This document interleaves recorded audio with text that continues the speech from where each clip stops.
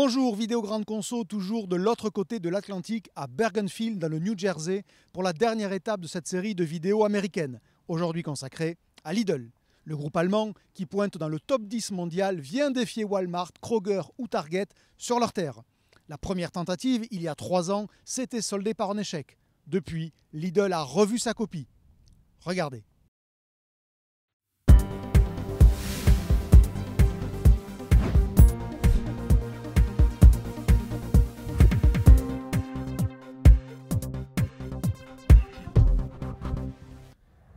Lidl n'est encore qu'un acteur modeste sur le marché américain du discount. Moins de 100 magasins lorsque son grand rival Aldi en aligne bientôt 2000. Mais Aldi est arrivé ici dans les années 70 et Lidl en 2017 seulement. Et encore, la première tentative de Lidl n'a pas été couronnée de succès, au point que les projets initiaux ont été gelés et plusieurs magasins fermés. Désormais, ici, Lidl a changé de patron et de stratégie et repart actuellement à l'offensive.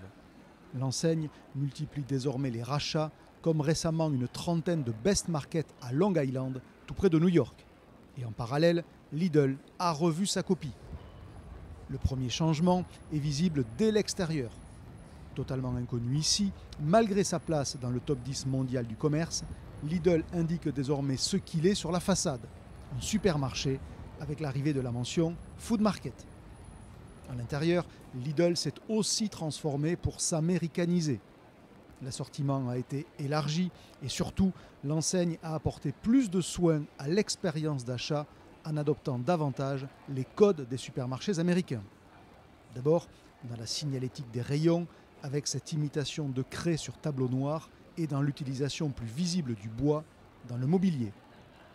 Ensuite, avec la multiplication des réassurances auxquelles les clients sont très sensibles. Le tout avec un confort d'achat amélioré par un élargissement important des allées. En revanche, pas question de revenir sur la quête de productivité avec l'utilisation quasi exclusive de cartons prêts à vendre. Lidl exploite aujourd'hui 85 magasins et le cap des 100 est fixé pour ce printemps, soit avec plus de 2 ans de retard sur l'objectif initial.